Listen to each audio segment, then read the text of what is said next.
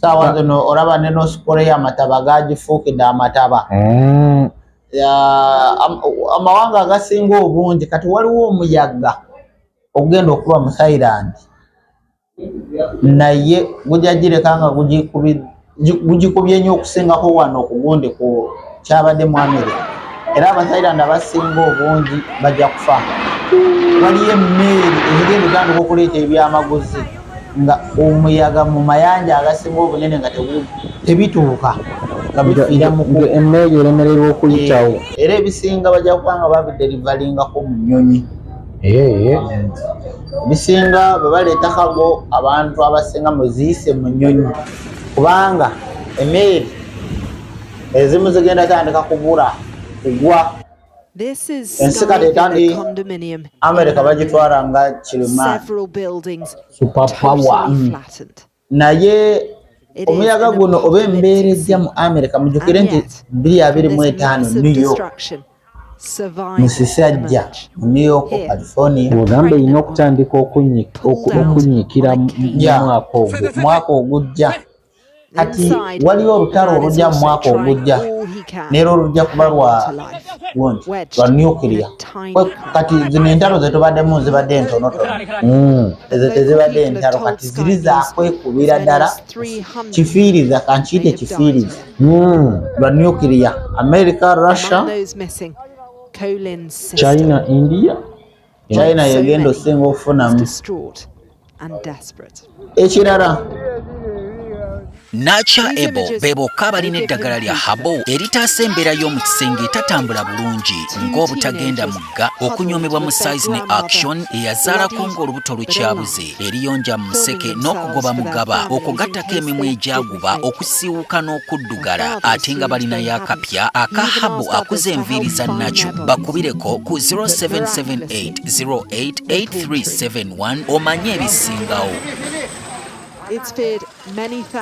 Waliwo embeera egenda okujja waliwo bomu egenda otutulikira mu Bayiraani ejja bayinfecting olwansonga akavuyo ako kagenda kuva ku mutabani wa Gaddafi agenda kufa agenda kufiira mu kkomera kati wajja kubeerayo okwekalakaasa amawanga g'Abawarabu gajja kubaamu okwesosola okw'amaanyi kati mu kwesosola bajja kutuuka ekiseera n'abalabe oba Abayisirayiri bafunire mu kyansi eyo so mu kufuna kyansi eyo bagenda kuba bomu ey'amaanyi mu Misiri mu Iran.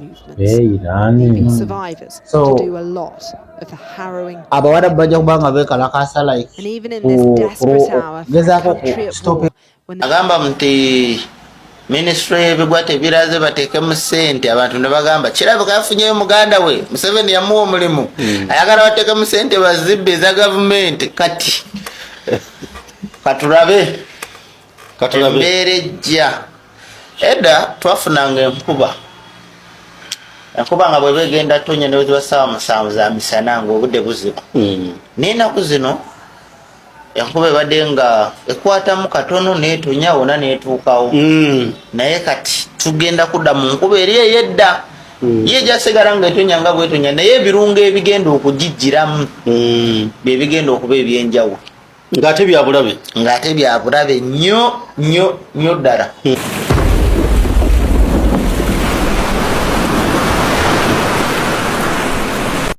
Zino emmoloka Museveni zaatugamba nga zino ezitambulira ku mazzi zino eno laba eno eringa Bukuta eringa Subaru ate nga ne bannaayi yaziyingizizza pulezidenti nno njogera kwani mulimu n'Isuzu nno munnaayi bannaayi zino zitambulira ne ku mazzi esobola okuvaayo ate nekka wansi yalese zirubbira bannaayi yaziyingizizza zino ziri mu warehouse bannaayi eyo Subaru naye nga lubbira bannaayi ozirabye twalese emmotoka zirubbira ziizino eno vanigadi bannaye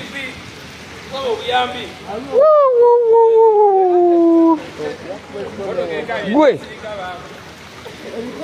zino emmoloka baziyita zirobbira eyo vani mami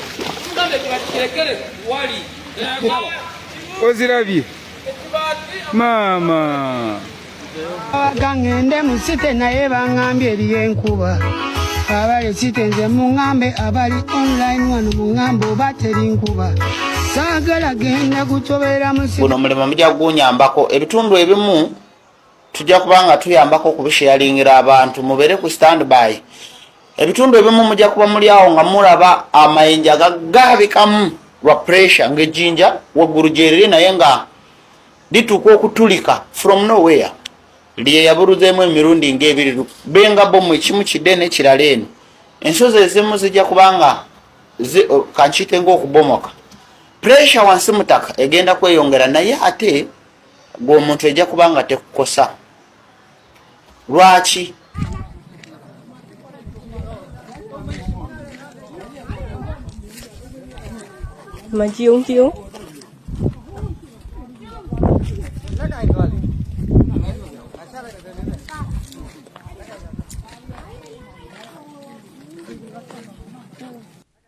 Eyewitness accounts painted a grim picture. When the ground started shaking, we all ran out, a Mandalay resident recounted. I saw a 5-story building crumble right in front of me. No one dares to go back inside. In Paimana, near the capital Naypyidaw, the Mo Se Dinar charity reported recovering 60 bodies from monasteries and other buildings.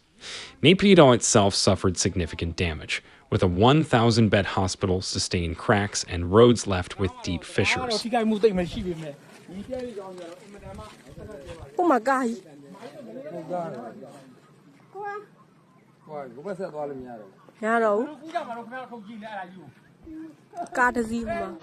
Bwe kigenda okukosa kirala. Pressure eyo ejja kubanga tekosa muntu yenna ne bwe kiba kisoro. Lw'ensonga nti ejja kuba ekwata buli kintu ekikuwagamidde wansi obanga ekyandibadde nga kiri mu paati ey'ettaka.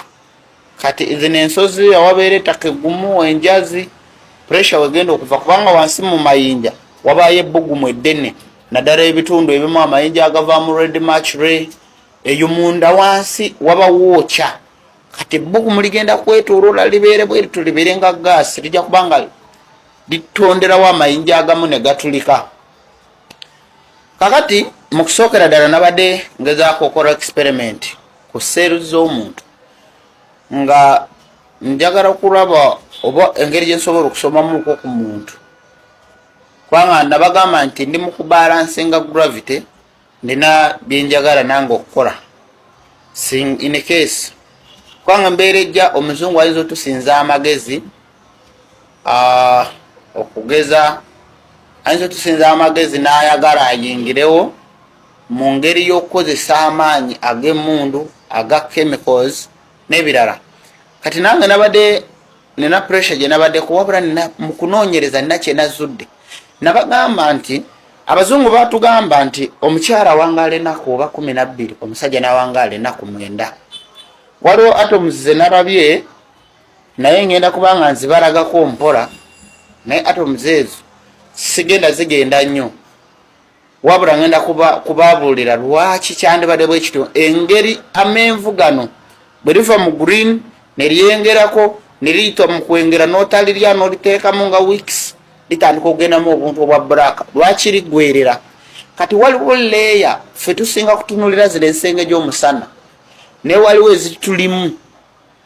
Era nabagamba nti buli wogezaako okudduka bw'oba oyagala gibalanse nga vuganye emmotoka ojja kula nga pressure erimu amatu oba abantu abavuga ennyonyi. Ennyonyi bwe begenda okulwaninga muwulira nga pressure kyovala mu nnyonyi mubeeramu zi earphone n'oteeka mu matu obutawulira pressure eyo oba owulira ddala nga omutwe gwagala kwabika lwa pressure eyo. Nti buli wogezaako okwagala ogiwaguza ate ekulyetingawo engabo ekuziyiza n'okendeeza speed kubanga buli wogiwaguzaamu byebimu ku bintu oba osobola okuyingira mu dimension ndala. kati ebyo bimu ku byo nabadde noonyerezaako lwakuba nti nabagambe nti bino betwolekera biyinza okulika ng'ebyekiralu. Ebintu ebisinga obungi oba ebitabo bino bye bagamba nti Yesu yaliwo biki lwaki babyogera